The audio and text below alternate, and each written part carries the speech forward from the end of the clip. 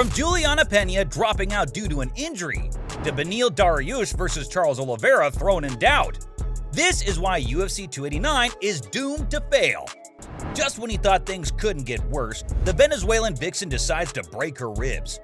Obviously, it wasn't her fault that she got injured, but I can't help feeling really bummed out by it. Dana White announced that Pena will challenge Amanda Nunes for the title, again on June 10th in Vancouver, Canada. There was all the hype that accompanies a trilogy bout, and Juliana in particular was trying to sell this fight hard. These two ladies have fought no one else but each other for the past 2 years, and they would have had the chance to settle the score once and for all. As it stands, the Lioness lost her crown at UFC 269 in 2021 to Pena, and she won it back a few months later at UFC 277. An immediate rematch may not have been on the cards, but the truth is that the Vixen really pushed for it, and Dana had to go along with it in the end. You see, guys, there aren't many challengers left at women's bantamweight who can challenge Nunes, because she has beaten almost all of them to a pulp. So the fact that Pena was the only one able to defeat the Lioness in over 6 years speaks for itself. And that's why it was easier for the Vixen to convince the boss. Juliana may have gotten her way with it, but it was still pretty disappointing for the fans. The UFC is coming back to Canada after 4 years, and the last time they were there in 2019, the fans absolutely loved it. People really showed up in scores to watch Justin Gaethje take on Donald Cerrone. So when Dana announced UFC 289 in Vancouver, fans were expecting the same level of action. Instead, they had Pena and Nunes as the main event. As great and dominant as the Lioness might be as the champ, she just doesn't sell pay-per-views. Amanda doesn't have the right kind of personality that can attract crowds. So the UFC usually has to pad up her cards just so they can sell at least something. Even Pena was saying this before she got injured, that the only reason they could have managed to do anything would have been due to the Vixen's ability to build a little animosity against Nunes. But I doubt even that would have been enough. You see, Juliana did manage to defeat the Brazilian the first time they fought. But when people saw the rematch, they were sure that UFC 269 was a little more than a fluke, because Amanda decimated her for 5 rounds.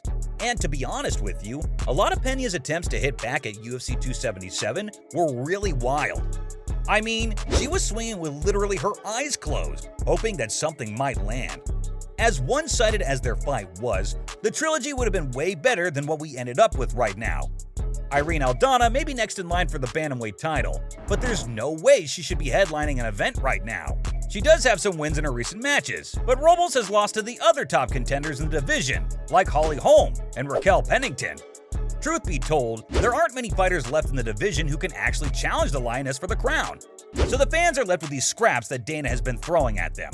I can't help but feel bad for the Canadian fans out there who waited so long for the UFC to come to their backyard, and they'll have to endure this. Nunes vs. Aldana should have been anything more than a fight night match, or at most, a co-main event. Maybe the UFC should have saved Aldana like they planned to before, and used her for UFC Mexico this year.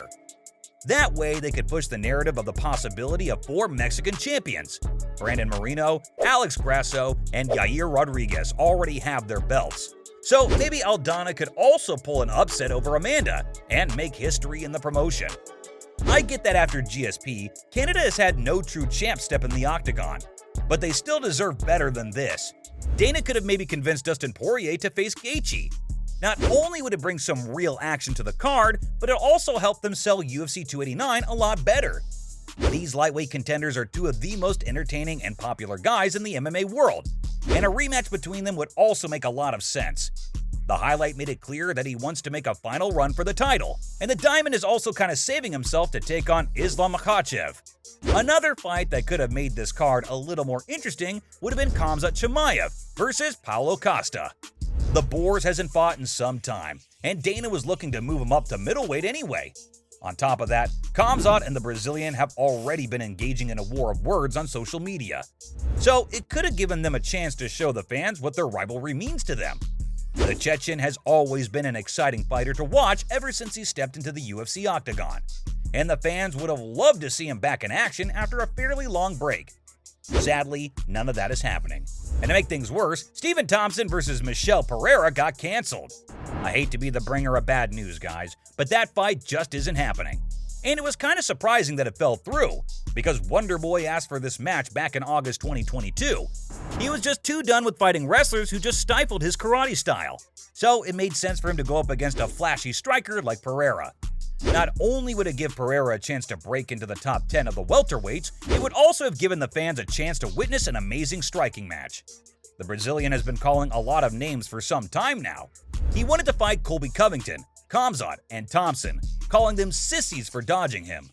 While the Chaos and Chimaev may have had some plans for their futures, the real-life Karate Kid was more than happy to give Pereira a chance. The demo leader found out that Stefan agreed to fight him, and he was thankful to him for that.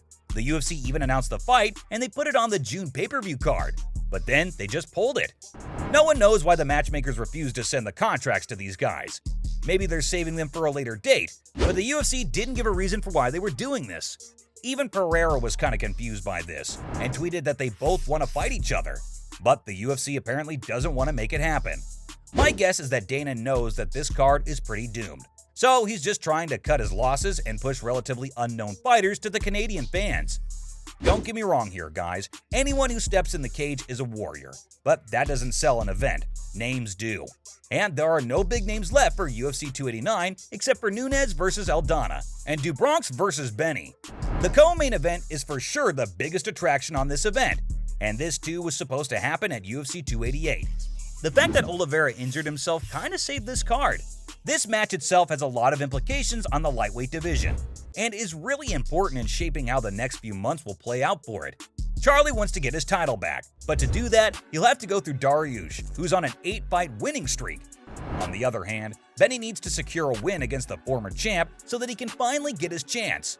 The winner between these two will go on to face the reigning king at 155, who right now is just waiting for a new challenger to pop up. Islam already defeated Oliveira back in October 2022, so he'll be betting on the Iranian to finish off Dubronx. This battle between the two top contenders in the division is the saving grace for UFC 289. And as I mentioned, this is the only fight that the fans care about on the card. Having said that, there's a chance that this too might end up getting canceled. You see, folks, Oliveira has already backed out once. He did say he was injured, but neither he himself nor anyone from his team came out and shared any detail on the injury. People were just left guessing as to how severe it was, and whether he could even be able to recover from it in a month. So far, there has been nothing new about the upcoming fight either.